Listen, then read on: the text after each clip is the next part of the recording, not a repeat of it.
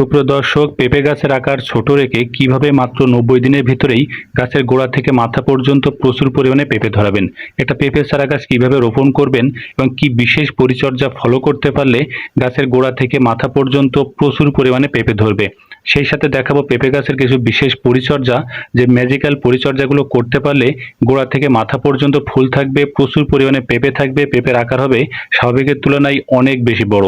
পেঁপে চাষের ক্ষেত্রে গ্রিন লেডি, রেড লেডি, শাহী পেঁপে অথবা বাবু জাতের যে কোনো একটি হাইব্রিড পেঁপে জাত বাছাই করুন।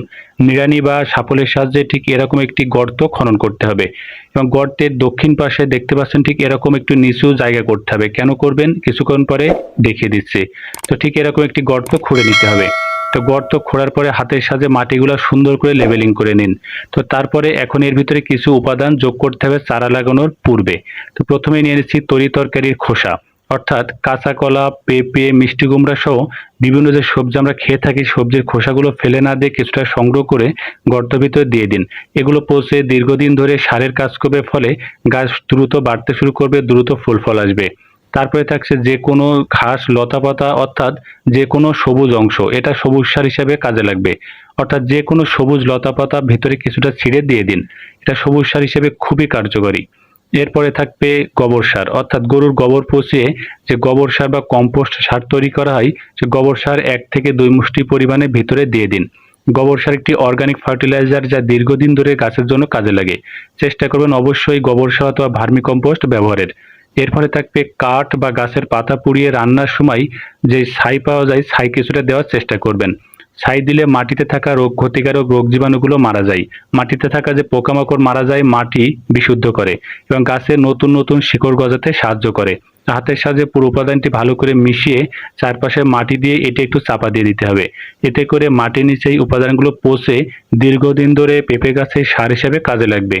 অবশ্যই ঠিক এভাবেই আপনারা চারাটি রোপণ করবেন, তাহলে ইউরিয়া, টিএসপি বা পটাশ সারের মতো যে কেমিক্যাল ফার্টিলাইজারগুলো আছে সেগুলো গাছের জন্য খুব বেশি দেওয়ার প্রয়োজন পড়বে না, সম্পূর্ণ অর্গানিক প্রক্রিয়ায় চাষ হবে। এখন একটি পেঁপের চারা সংগ্রহ করবেন। তো প্রথমে আমি কিছু জাতের নাম বলেছিলাম, এখান থেকে বাবু জাতের পেঁপের চারা আমি সংগ্রহ করেছি। গাছটি কি এভাবে সোজাভাবে লাগাবেন? না, এটা কখনোই করবেন না। পেঁপের চারা গাছ লাগানোর একটা নির্দিষ্ট নিয়ম আছে, সেটা আপনাদেরকে দেখাবো। তো একটি কাঁচি বা কোনো ব্লেডের সাহায্যে ঠিক এরকম যে গোড়ার পলিব্যাগটা আলাদা করবেন। তো বলে রাখি, কোনো কারণে যদি গাছের গোড়ার চাকটি ভেঙে যায়, সেই গাছ আর কখনোই লাগাবেন না, কারণ পেঁপে গাছের চাক ভেঙে গেলে গাছটি ভালো হয় না, অর্থাৎ বেশিরভাগ ক্ষেত্রে দেখা যায় গাছে পেঁপে ধরে না। এখন আপনাদেরকে দেখাবো পেঁপের চারা গাছ রোপণের সঠিক পদ্ধতি, যেখানে গাছ আকারে থাকবে ছোট, মাত্র 90 দিনের ভিতরে গাছে পেঁপে আসতে শুরু করবে। তো এক্ষেত্রে দেখতে পাচ্ছেন এই যে গাছের মাথাটি, এটা আছে দক্ষিণ দিকে, গাছের গোড়া আছে উত্তর দিকে। অর্থাৎ পেঁপের চারা গাছ রোপণের ক্ষেত্রে মাথাটি দক্ষিণ দিকে রেখে গাছের গোড়াটি উত্তর দিকে রেখে 45 ডিগ্রি অ্যাঙ্গেলে ঠিক এরকম কাত করে গাছটি লাগাতে হয়। পেঁপের চারা গাছ কখনোই সোজাসুজি লাগাবেন না, সোজাসুজি লাগালে গাছ আকারে বড় হয়, গাছে ফুল আসে না এবং আসতে দেরি হয়। ঠিক এরকম কাত করে লাগালে গাছটা আকারে ছোট থাকে। এবার ভালো করে হাতের সাহায্যে মাটিতে চিপে দিয়ে উপরে পানি দিয়ে দিন। তো বলে রাখি, অতিরিক্ত পানি দিলে গাছটি হলুদ হয়ে যায় এবং গাছের গোড়া পচে যায়, তাই অতিরিক্ত পানি কখনোই দিবেন না। এখন আসুন পেঁপের চারা রোপণের আরেকটি বিশেষ পরিচর্যা দেখাই, যে ভুলটা সবাই করে থাকে। পেঁপে গাছের মাথা সূর্যের আলোতে নষ্ট হয়ে গেলে সেই গাছে কখনোই পেঁপে ধরে না। তাই কি করতে হবে, একটা বিশেষ কাজ, সেটা হচ্ছে ব্লেডের সাহায্যে গাছের গোড়ার দিকে যে পাতাগুলো থাকবে এগুলো এভাবে ছাঁটাই করবেন। একটি পলিব্যাগ নিয়ে পলিব্যাগটি গাছের যে মাথা দেখতে পাচ্ছেন মাথার ভিতরে ঢুকিয়ে দিবেন। বলে রাখি, কখনোই যদি পেঁপে গাছের মাথা নষ্ট হয়ে যায়, সেই গাছে কখনোই পেঁপের ফলন হয় না। এই জন্য এই পলিব্যাগ দিয়ে মাথাটি ঢেকে দিলে সূর্যের আলোতে মাথা নষ্ট হয় না এবং দ্রুত হয়ে যায়। এক্ষেত্রে বলি, চারাটি রোপণ করার 24 ঘন্টার ভিতরে মাথাটি খালি করে দিবেন। এবার যদি চারাটি রোপণ করতে পারেন, দেখবেন ছোট গাছেই দেখবেন প্রচুর পরিমাণে পেঁপে আসছে।